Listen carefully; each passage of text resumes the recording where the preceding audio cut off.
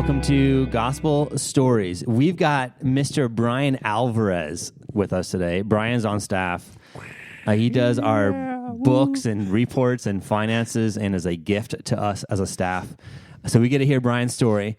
I'm joined also by Vince Black in the Town Church recording studios. The freezing studios. I can't even say it with a straight face. Yeah. Okay, Brian, I want people to get to know you just a little bit, so I'm going to start with one get-to-know-you question that I'm making up right now. If you were a paint color on a wall, what paint color would you be, and why? Your questions are horrible. No, we're going to learn something about Brian right here. Howdy. Thanks for having me. A paint color on a wall. Sorry. If I were a color on a wall, would this be like an accent wall, or would this be for the entire room? Oh, that is a good question. He's getting some clarifying questions here. I'm going to say the dominant color. Okay. Okay. So I'm filling the room with this color. Yeah, you are. He's really getting into this. You're really getting into this. If I were... Well, I guess I got to ask another question. Oh. If I were this is me as I am today. Yeah? Or is this like... Yes. Okay. You right now in the moment. Yep. So I'm picking a room for my home. Uh-huh. Wife and daughter will be involved with, so I can't pick something outlandish, I'll say. Okay. Yep. This is why Brian's good at books. He goes through things meticulously and is really getting down to the answers here. A podcast has not gone this way yet before. This is good. Let's keep going. I'm going to go with some form of navy blue. Navy blue. Okay, why? Navy blue. This is where I get to learn about you. Why? Yeah. I've always had a passion for the color blue. Specifically baby blue, I'll call it, but it's like North Carolina blue, the Tar Heels. I grew up watching Jordan basketball. You should say, though, North Carolina blue, not baby blue. Yeah. It makes it a little more manly. I appreciate that, yeah. North Carolina blue it is. And I stray from the North Carolina blue because that's probably not something that my wife would care to see constantly. Which is okay. I can do that in my man cave. Your baby blue in your man cave. Your baby cave. North Carolina blue. Yeah. In my baby cave, yes. So you are navy blue on the wall because you like blue, but a light blue is not going to fly with the wife. Precisely. Yeah. And I guess the navy blue, I'm a Texans fan, so I can take this to football too. And we have a deep steel blue is the name of the blue that the Texans represent. Deep steel. Deep steel blue. So I used to be a season ticket holder for the Texans. Really? Yeah, for a while. And so I was very proud of that blue. Okay. Yeah. See, we learned something about Brian. Is the Texans, that's a football? That's football? It is. American football. Is Yes, is that a professional team? Yeah. Really? Houston. It is out of Houston. All right, I'll stop. I was going to go on with, I don't have a clue. I thought it was Dallas was the only. Are there other Texas football teams? Those are the only two, yeah, All right. in the NFL. Okay. Yep. Okay. Yeah.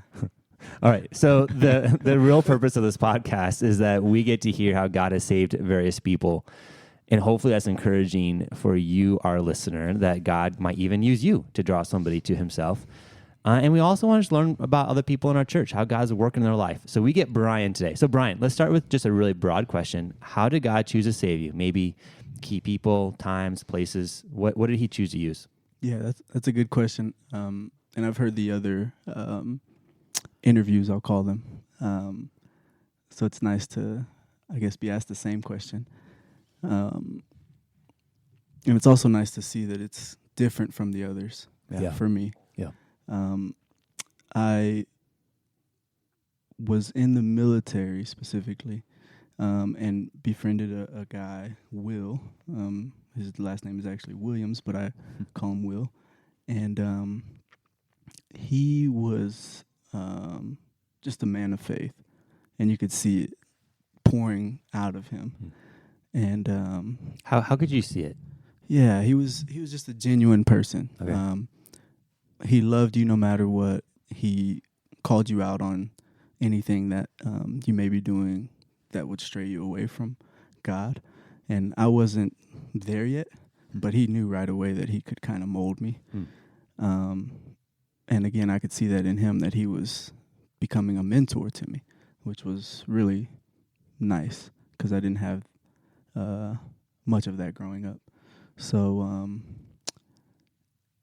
following Will was kind of a helpful thing for me in my walk. Not kind of, it was significant. And he taught me what it looked like to lean into God even in hard times. Specifically, he was going through some tough times with his wife. And they were on the edge of divorce, and they had a child in the middle of it. And he just continued to lean in, and not just lean in, but to pour into me as well. And so, I mean, it got to the point where I even, he took me to get a 3-piece suit. Like it was, Oh, really? You know, we were going to church in fashion, and it was really. Do you have any pictures of that I can see Yeah, at we some want time? to see that. I'll look for those. Yeah, Yeah, please I'll do. look for them. And so we'd go and he taught me how to take notes, and he taught me what to listen for, what to look for in the pastor, not just from scripture, but to, hear truth, right? As we're going through this book of the Sermon on the Mount, is to hear the truth. So that was really a change in my life that I had longed for. You know, I always knew that there was that God was there. Right? I used to say it. I always knew that there was a God there, but I didn't know what it meant to have a relationship with Him, what it meant to lean into Him, what it meant to read Scripture. I didn't know any of that until I got Will's guidance. So, How old were you? 21. Okay. 22. So you did not grow up in the church, correct? I did not grow up in the church per se. I grew up in a Catholic home. Okay. So we did attend church sporadically, and I believe I was baptized at a very young age, because that was the thing to do to your children. Yeah. But I did not know what it meant to be a Catholic or a Christian or a follower of Christ growing up. And I remember vividly going to like masses, midnight masses for Christmas, and like instead of going inside, I would just stay in the car for the entire 2 hours. You know, it was just not that meaningful to me because I just didn't understand what it was, nor was anyone kind of teaching me that or holding my hand to kind of show me. Right, it was just more of an attendance type of thing to just say that you went versus actually learning. So, Okay. Yeah. So, grew up in a Catholic home, didn't really know what it meant to be a believer, went a few times during the year. You enter the military, early 20s, and this guy named Will takes you under his wing, essentially, and starts teaching you the basics of the faith. Precisely, yeah. Okay. What branch of the military? Army. And were mom and dad both around at home? No. Good question. Yeah. My dad, my biological father, I'll call him, he moved away. Let's see, what year was that? Maybe 2000 and... How old was I? I think I was 13 years old. But prior to that, I moved out of our home when I was 11 years old and into a friend's home. I'm the oldest of 5 from my biological family. At 11, I realized that I did not like the situation I was living in, so I wanted to make a change, as if I had that ability. Right. You know, I was 11 years old, like, I'm out of here. It's not something that was easy to do, or but I remember the phone call vividly. I went to the payphone, put in a quarter, called my now brother, John, and we were in band together. We were in middle school together. We had just bonded really well. Hey, John, can I move in with you guys? Yeah, sure. Hold on, wait. I got to ask my mom. Hold on, wait. It's not like, hey, can I sleep over tonight or can I come for dinner? Right. I'm assuming he was 11 as well, or right around there. He was, yeah, that's right. Okay. Yeah. Wow. And I remember speaking to his mother. I remember speaking to his father. And then within the hour, they had come by and picked me up. Oh, no way. Because I explained my situation. And so from then on, it was kind of, I wasn't home, but I was. So like I had to go home after school, but then I would just leave immediately to go to their home before my father got home from work. Mm-hmm. Right. And then it kind of came to a point where my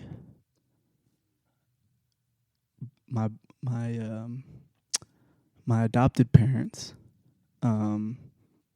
they came by to my biological parents' home and asked them if they could legally adopt me.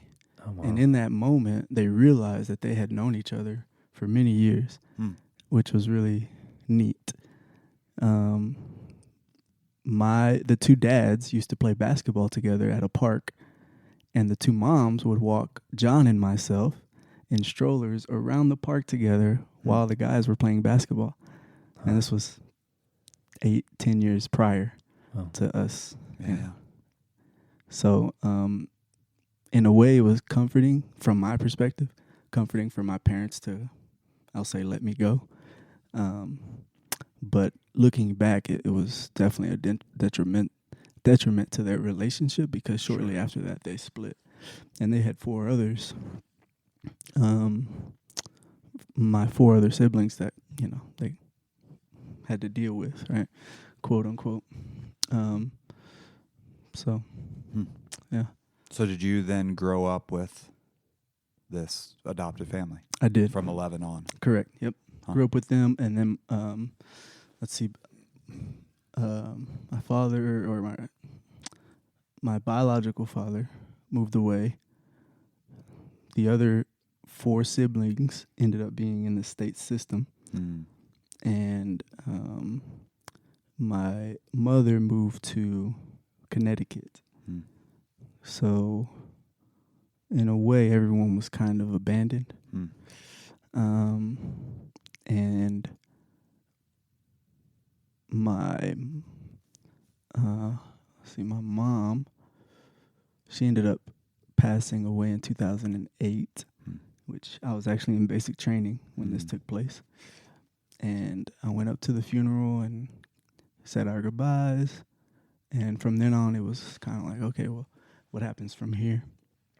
And actually, if I can back up a little bit, after I graduated high school, I hadn't seen my biological father in years. And so I took a road trip. My best friend and I took a road trip from Houston to Florida, where he was living, Kissimmee, St. Cloud, Florida. And we were excited, right? His dad was in Atlanta, Georgia. We're on a road trip. We just graduated high school. Like, let's go have some fun. So we went to see his father in Atlanta for a night or two, hung out. We had a great time. We spent a lot of time with his dad. And then drove on down to Orlando, and we stayed with my biological father for 4 or 5 days.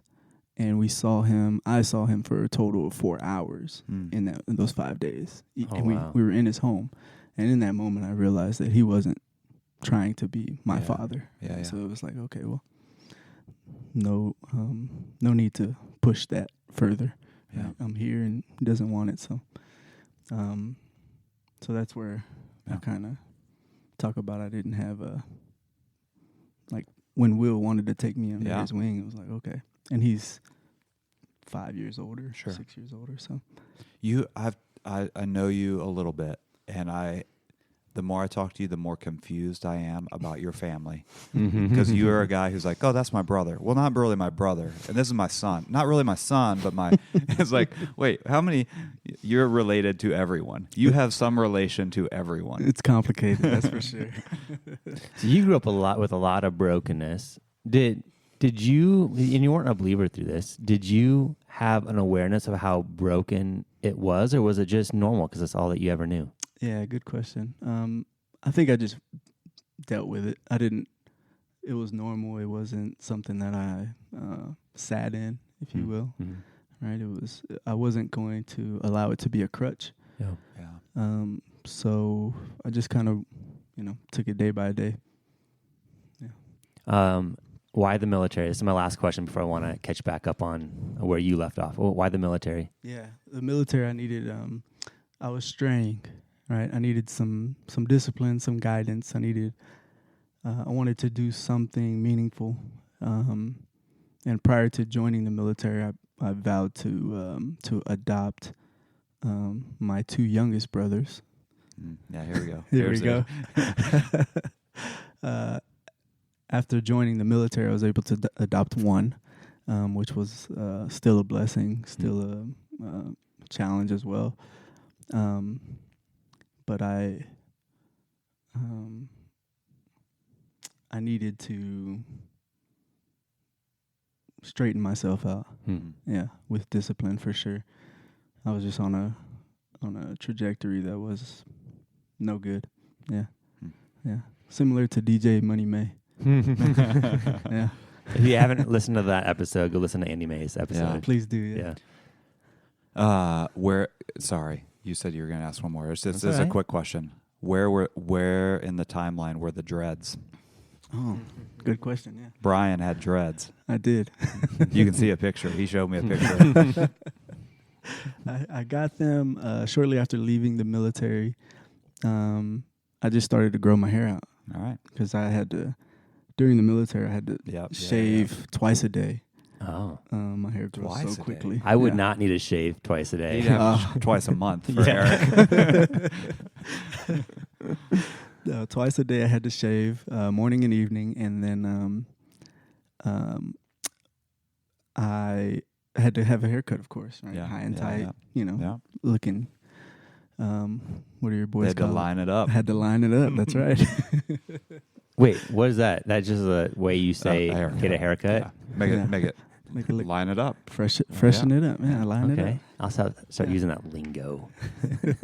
Please don't. All right. Okay. All right. So in the military, Will's taking you under his wings. He's teaching you a lot about the faith, stuff that you've never been shepherded or led in before. Right. Take us from there. Yeah. It was nice. It was different. It was meaningful. It was impactful. I could really see what it meant to be a follower, and it was tangible, right? Seeing him walk through it and then me walking alongside him made it more tangible. And that's not to say that he was perfect, right? Sure. None of us are. Sure. He still made mistakes.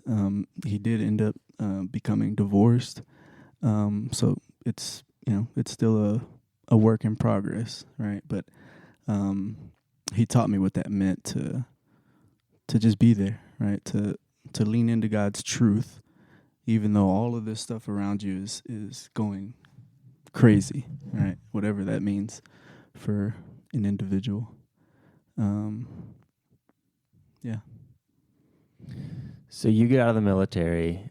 I'm assuming you and Will are not in close relationship anymore. Like you aren't physically together anymore. So what does your Christian walk look like out of the military now that you're more on your own, so to speak? Yeah. We're definitely not together. So after that guidance that he gave me, he remained in the military. I got out of the military. I did remain in the duty station that we were in together for a while I attended college straight out of the military. But then I moved away, and that was kind of our parting ways in a sense, but we still spoke on the phone. But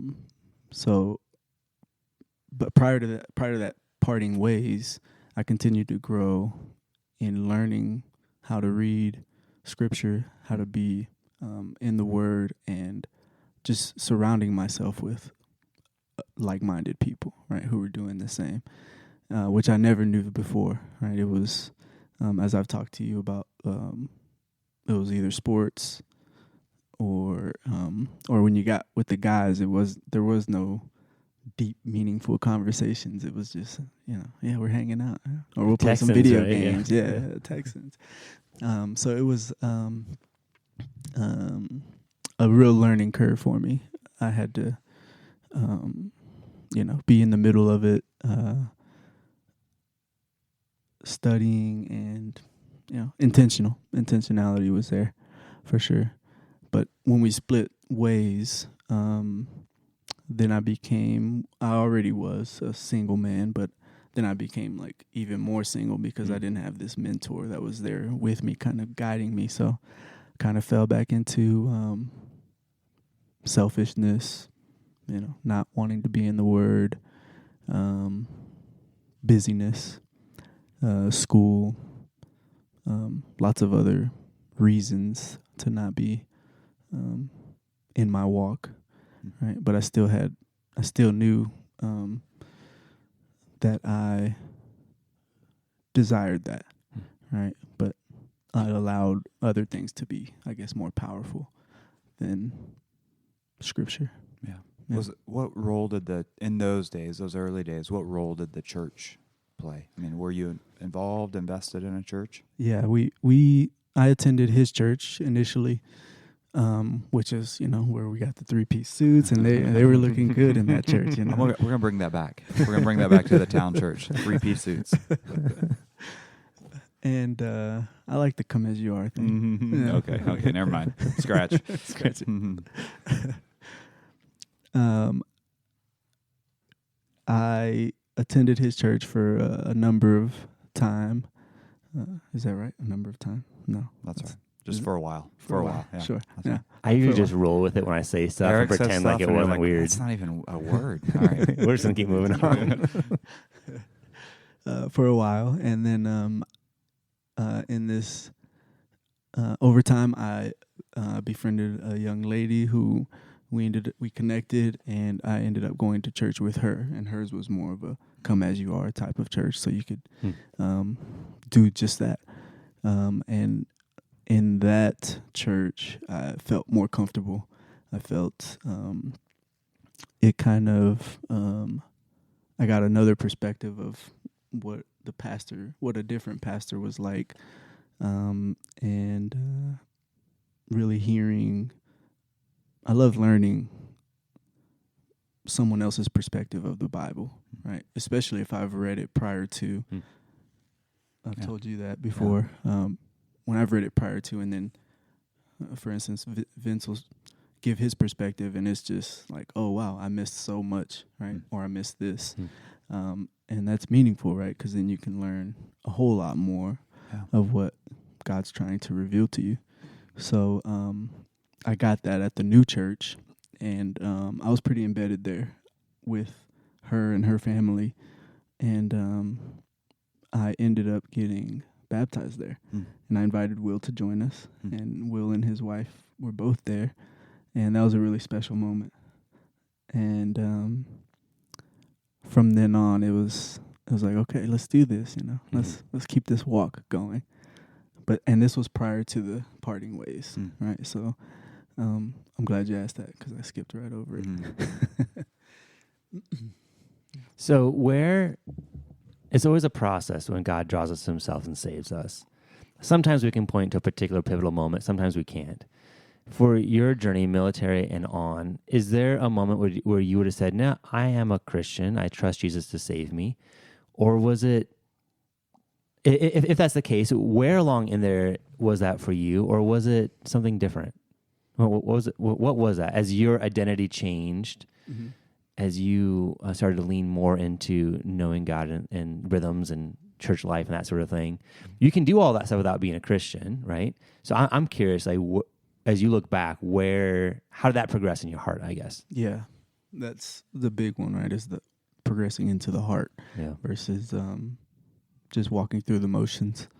I'd have to say, as I said, I kind of strayed as I went to college in Houston, and then just took on life right in my 20s, which was fun and crazy and dumb and a lot of other things. But then I moved to Denver. I began school at MSU Denver, and it was MSCD then, and Wait, what is that? I don't know what that is. so it's Metropolitan State University of Okay. Denver now. Okay. Before it was Metropolitan State College of Gotcha. Denver. All right.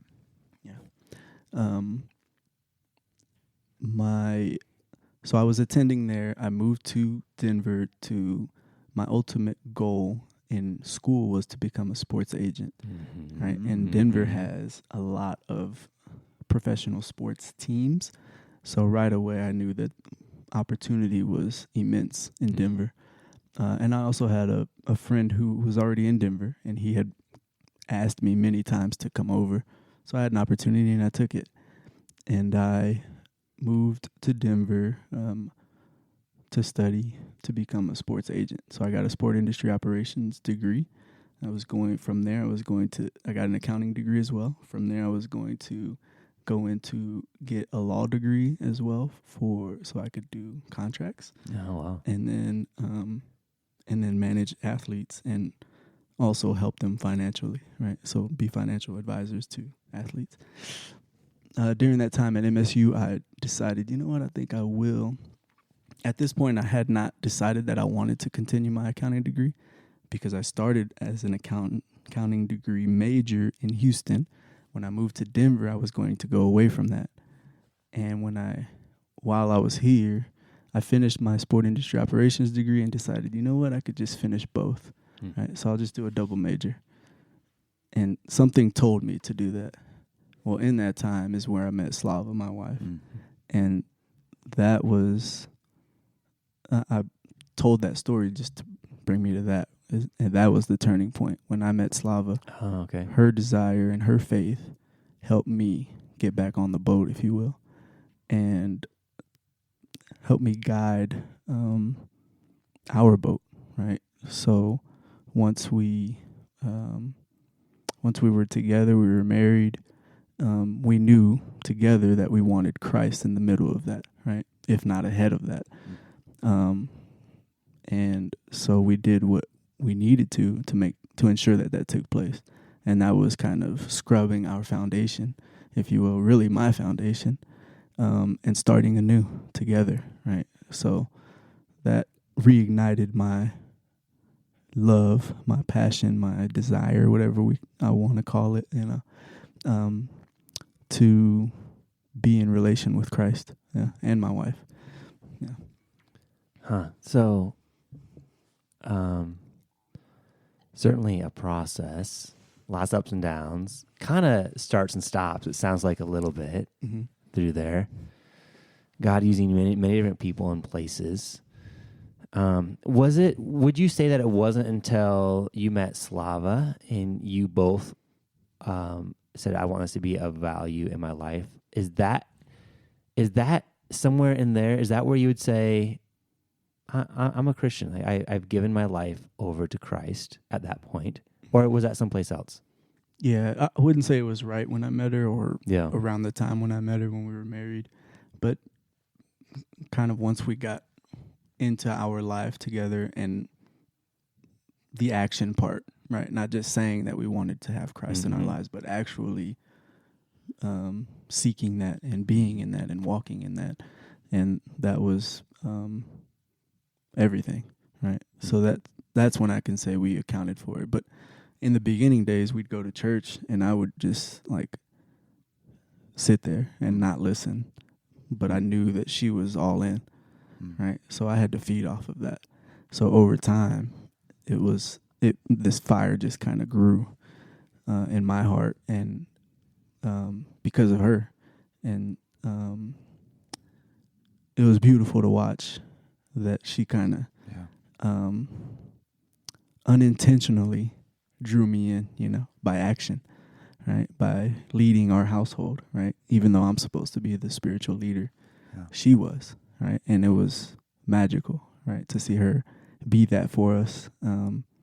So over time, that's when I started to draw in. I started to be involved in the church and just be more hands-on. with the kids. And, you know, when you pour into kids, you got to pour into yourself prior to that. So it was a process for sure. Yeah. Man, so God, starting in the military, started to give you categories of what faith is. Church attendance, friends, starts and stops, but he was building a foundation there. But it sounds like your heart was not transformed until a little way into your relationship with Slava, and God chose to sovereignly use Slava to draw you to himself. Yeah. And to give you life. I'd back up before that. Yeah. And say that even in your childhood, the lack of father figure, the lack of that sort of stability, while we would never choose that, was preparing you to need or to feel this need of having a mentor, which was Will. Yep. You know, so like Right. to even step before that and say the things that are happening in our lives, while we would say, man, it's horrible or it's not best or whatever, God's using to prepare you, to prepare us for what he's got for us. Yeah. Yeah, I'd agree with that. And it kind of culminated to a moment in life where I had, how should I say this? I had a baby blue moment, I'll call it, right? Where I took a step back. And again, earlier I mentioned that when I was spending time with my biological father, I knew then that he wasn't he did not want to be my father. So in this baby blue moment, I realized that I was longing for a father figure on earth, but then realized that God is my ultimate father, right? I should lean into him more versus this godly person who wants nothing to do with me. So, yeah, that did. I think that just gives hope for everybody. I mean, I think about, you know, all of our stories and how God's using all of those pieces to direct, and we don't know it. Like, I mean, you wouldn't have known that in the moment, No. but you now looking back, you see, oh, God was positioning. I think it just gives hope for me and my own boys. Gives hope for stories that we know. Yeah. Yeah, I think it's so interesting because God could have saved you on the spot as an 8-year-old or something, right? Yeah. But he chose not to. It was a longer process of him drawing you to himself. We see it, I think, throughout the biblical text that God uses process. And this was happened to be the process that he used for you to draw you to himself. Yeah. Brian, can you maybe give some sense of how God's continuing to grow you? How is he continuing to work in your life? Yeah. Excuse me. We've gone through a lot in the last 6 years, 7 years. My wife and I, our community, and so as we're walking through all that, it's like I think back to there's a song by, I believe his name is Micah Taylor, and even before he sings the song, he's making this statement about trials and tribulations that he's been going through. And he's constantly been praying about God making those outcomes better or just to change those things, right? And instead, he's realized over time, he wrote the song many years ago, but in this particular time that he's about to sing the song, he's looking back on that time and he's realizing that instead of asking or praying for God to change those things, he's asking God to change his heart so that he can be prepared to walk through those things that he's being pushed through. That's good. Right? And so I think of that constantly, right? So we'll go back to even before my daughter's birth, our daughter's birth. My son, brother, we adopted him, National Adoption Day, November 21st, 2014. And it was wonderful. It was great. It was a new venture for us both, right, Slava and I. And it was difficult. It was hard. I had to be dad, not brother. So it was tough. And we had just gotten married prior to this, and then we brought a teen into this mix immediately. Yeah. So we were constantly, butting heads and exhausted. And that's when I saw Slava lean into God the most, right? And that's when I was, just going to church just because she wanted me to go with her. Over that time, I started to realize that we both need to be there, right? Even though in the beginning I knew that. That was one of our vows together, right? So fast forward a few years, our daughter is born. And if you don't know, our daughter was born with trisomy 21, which is Down syndrome. And in that moment, I just broke down, another baby blue moment, and broke down and apologized to my daughter as if I had something to do with it. And it was a tough time. I placed a lot of blame on myself and my kind of upbringing and my ways, and after that, Slav and I prayed, and we prayed, and we prayed, and that kind of brought me out of staying in that blame to leaning into God and saying, this is a gift. She is a gift to us, right? And it has been beautiful since then. And I wouldn't change it for anything, right? It's an honor to be her father. Did you feel the weight, like I'm not trying to put words in your mouth, this is a punishment from God for the way that I've lived? Is that what you're saying? Yep. Yeah, Okay. precisely. Yeah. Yep. And I felt that way. It was brief, thankfully. Okay. Yeah. But it was hard during that brief time. Thankfully, Slava pulled me out of that. Slapped you. Yeah, that's right. Wake up. Come on now. We have a lot to thank Slava for. Yeah, we do. We do. That's right. We should have her in here, not you. Why don't you leave? Let's get her in here. I'll call her right now. Yeah. So that helped us, more so me, lean in more to Yeah. Christ and really into Sasha, and just want to be there for her. Like, I think I told you this when I was interviewing, that I did not want to be like my biological father, right? I wanted to do everything it took to be opposite of what he did. And that started with being Sasha's father, right? Yeah.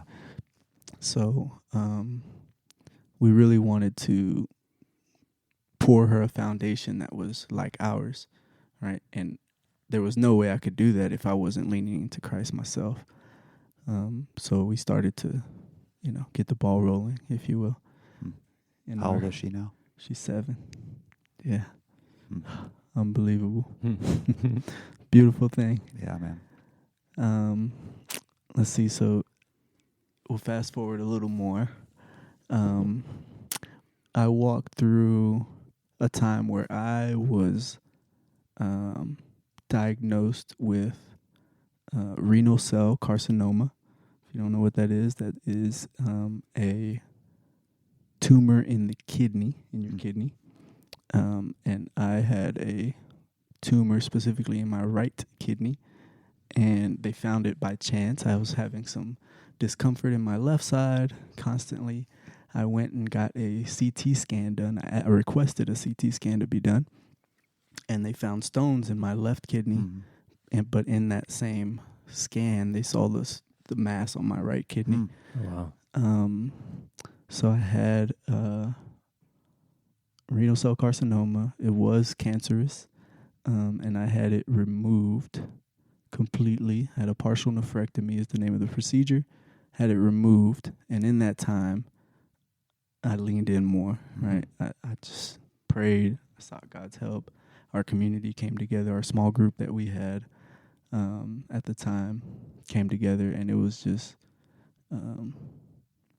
it was tough, but at the same time, we had faith, right? And so I am cancer-free, if you're wondering. Praise God. Praise God, indeed. And And that was another moment that just kind of strengthened our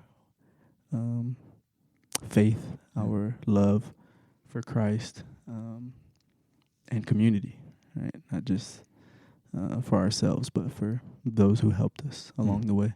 Yeah. And I'm sharing these things because it's what we've been through. Yeah. But we've walked through it together with Christ, with community, and that's super meaningful. Yeah. Right? The loss is hard.